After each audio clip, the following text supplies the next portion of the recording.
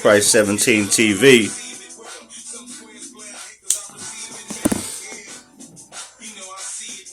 A blessing and a curse. 1998. Probably the worst, maybe like the worst Christmas ever though. But the blessing was I had a son on the way, right? But the holidays was shit. I was poor as fuck, hustling in a barbershop. Yes, sir, buddy, on 169th Street, right by Union. One of the worst areas I lived in the Bronx. They were grime balls over there. I was cool with a few motherfuckers, my folks that I was in the barbershop with. A man, you know who you is. You know who you is. My Jamaican folks. Yeah, buddy.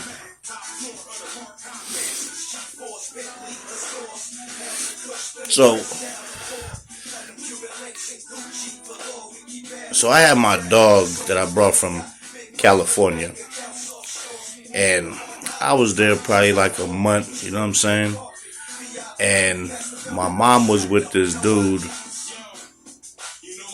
who she knew from way back, that she took him from the Tenderloin to the Bronx. So, dude had a drug problem. He was smoking crack. You know what I'm saying? Mom's wasn't doing good. All the money was going to, drugs and shit like that. And the motherfuckers they was getting the work from, or should I say him, he's going out getting credit. And you don't know these motherfuckers out here. These motherfuckers will try to double up your money. You'll pay them, and then they say you didn't pay them shit. So when I came into like some bullshit. You know what I'm saying? Mom's doing bad. Dude's all fucked up. He's owing this motherfucker money, but he ain't getting no check. And my mama got to pay all that shit back. So me and him end up getting into it. And this before my daughter mom came. I'm sorry. I take that back. My son that wasn't even made yet, or she hadn't came yet. I'll get there. But yeah, he's on drugs bad. So when I got there, I was like, what the fuck is this shit? My mom's, she doing bad. They lived in a fucked up spot. You know what I'm saying? It was grimy as shit the whole way. So when I came out there, I didn't expect to see my BM now again. I thought I was back in the Bronx for good. So I was fucking with the neighbor. She had a little room like two doors down. She wasn't the greatest looking broad, I'm not gonna lie to you, but the bitch had a spot, and I was, you know what I'm saying, fresh out there trying to have a little spot to chill at, get some pussy, get some head. You know what I'm saying? So started to knock her little ass down, and all of a sudden, my son's mother, my BM now, she gives me a call, and she's talking about she at the airport, and she gonna fly out there and come see me.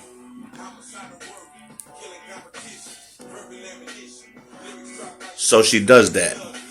She flies out there. And this when you can bring weed on the plane. She brings some of that Cali green. We still call the shit Bammer, but it's way better than the shit they had out there. It was green, but it had seeds in it, but it was some rope. I smoking fucking straight Reggie Bush. That's what I was smoking when I was there. I was like, what the fuck is this shit? So then she come from the plane.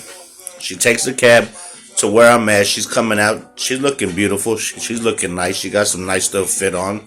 She bring me some clothes, and when she walked into what I was living in, she was like, "What the fuck is this?" Like, I could see her face, like, "What the fuck did I come to see?"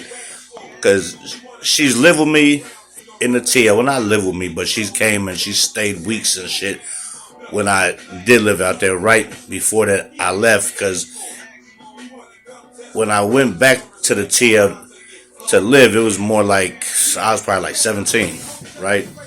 So I end up following my mom back. Oh no, she left first, then I came on the plane and followed her back. Cause my grandma was finna sell the house and they didn't want me there, and I wasn't about to have nowhere to live. So fuck it. Called mom. She's like, "Yeah, you come out here, so and so." So I get out there. She comes out there. She end up getting pregnant, and then she finds out I'm fucking this broad. So it was real crazy. But the craziest part is they started to become friends, and wasn't even tripping on me no more. Like, "Oh, you cheated on me," but I didn't cheat on you. I moved away and started knocking something down. And then you came out here, and then I started fucking back with you. You stayed with me, got pregnant. But the illest shit though is that whole neighborhood was grimy as fuck. Like, I'm talking about motherfuckers was snakes, all kind of shit. I'm talking about, I see these motherfuckers charge these motherfuckers double for the work. These motherfuckers would pay them, and then they would tell them they didn't pay them and still make them pay double again. That's how grimy this shit was. That's why the motherfuckers was going far away to cop stuff and wasn't getting shit off these little grind balls. I'm talking about, it was so bad. We all had dogs. I had my dog, then I found one. Solo had 2 dogs. So now everybody in the hood, they got dogs. But this one little dude had a Rottweiler mixed with a pit. A puppy, just a puppy. And this dude was an asshole, straight dick. He was like 15. He was like 2 years younger, but he had family, friends around there. And it was all some little grimy motherfuckers. So this how fucked up these motherfuckers were. This dog was probably, I'm saying maybe like 3 months tops, 4 months tops. And the dog had 8 shit in front of him off the floor. 8 shit. Some dogs eat shit. That's what they fucking do.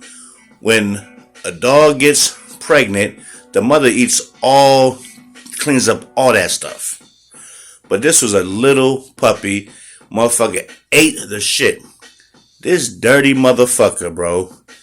He went up to, it was probably like the 9th, 10th floor in this building, and took the puppy and threw the puppy off the motherfucking roof and killed the dog. And I love dogs. I mean, don't get me wrong. I fought dogs and I've done a lot of shit, but I'll never do that shit to no dog, let alone a puppy. So this how cold the game is though. God don't like ugly, right? So he throws this dog off the fucking roof, like the 9th floor. Kills the dog in front of his friend. He just threw the motherfucker off the fucking roof. 2-3 weeks later, right, almost in front of that same building where he threw that fucking dog off the fucking roof, this motherfucker, a motherfucker came and stabbed him 16 times. Left the motherfucker to die. But the motherfucker lived though. He lived. Grimy little motherfuckers. But do you believe that shit? A motherfucker would throw a dog off a motherfucking roof because the motherfucker ate dog shit? That was the kind of jungle I was living in. So now I'm working at the barbershop, selling little trees, barely making anything. This shit just open. I'm barely getting $20 a day. You know what I'm saying? Taking some smoke home, taking some food home to my son's mother because now she's pregnant. And all she wanted every night was either a slice of pizza and fries or a fish sandwich and french fries. Every night. So my son now, he's hooked on pizza bad. He's a man like his whole life. Pizza, pizza, dad, pizza, pizza. And now he loves fish too, of course. But the spot we was living in was so foul that my man went downtown to get some more tree. These motherfuckers tried to rob him. So there's two dudes take him inside the building, pull the joint out, put it to him, and wants the whole money for the pound. So somehow he grabs the gun, starts tussling, and gets the gun away from one guy while the other guy's kicking him in the head. But he pulls that gun, and when he pulled the gun back, he pointed that joint. And it jammed, but these motherfuckers ran out the building. So now he's got the gun, he's got the weed, and he came back in a cab with his face lumped up with a gun. So now we got the gun in the barbershop, right? So you already know how that goes. So now it gets to the point where I start opening up the barbershop because I lived around the corner, right? So I got my keys, he got his keys. Every night I would have to take the gun home. I'd take that motherfucker home and walk it around the corner to make sure I'm good and go home. There was one time, it's a brand new spot, so we trying to get new motherfuckers to come spin.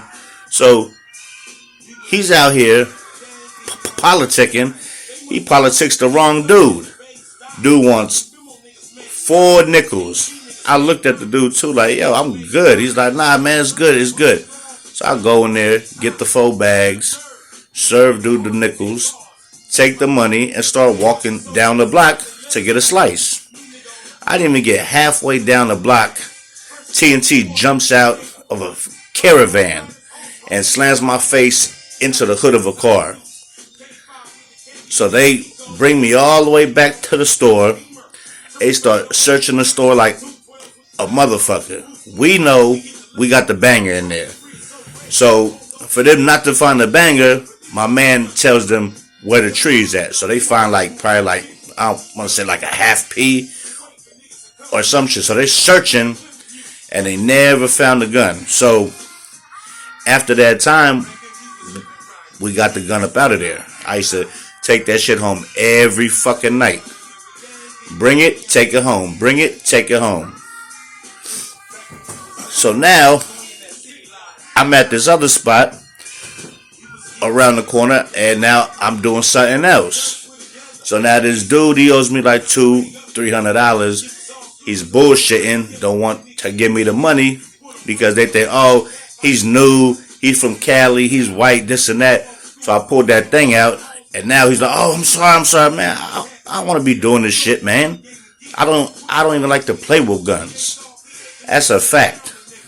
But I pulled that thing out like, yo, I need mine because I owed somebody else, and they started to press me about their money.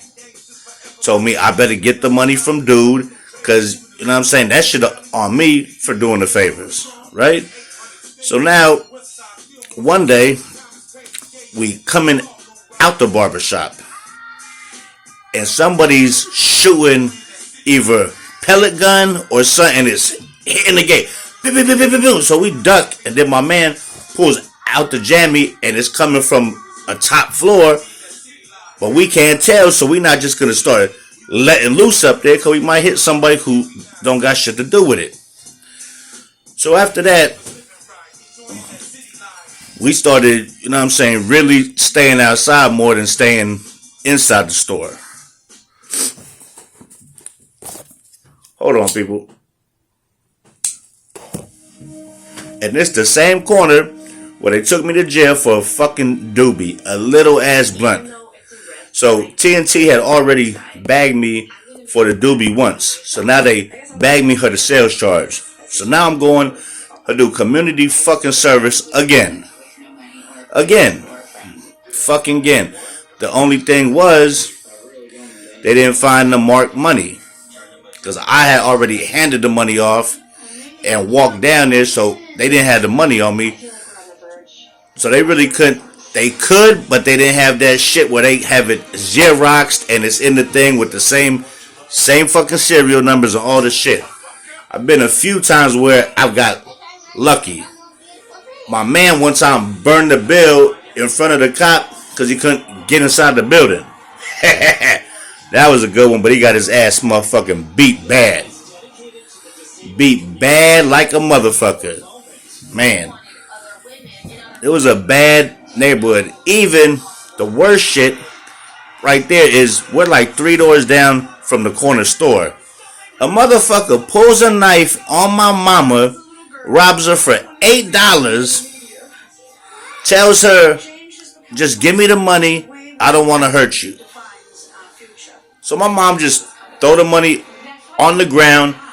Have you ever heard where a motherfucker rob you, pick up the money, and tell you thank you and I'm sorry? I told my mama that motherfucker needed that money more than you needed the money. But that was the type of area I lived in, real scumbag shit, you know what I'm saying? Motherfuckers throwing dogs off roofs, motherfuckers pulling out knives on old ladies for $8 fucking. Just a real piece of shit place to be, you know what I'm saying? I never liked that area. It was like the worst Christmas that I ever had was living over there. But I had a blessing because my son was made there.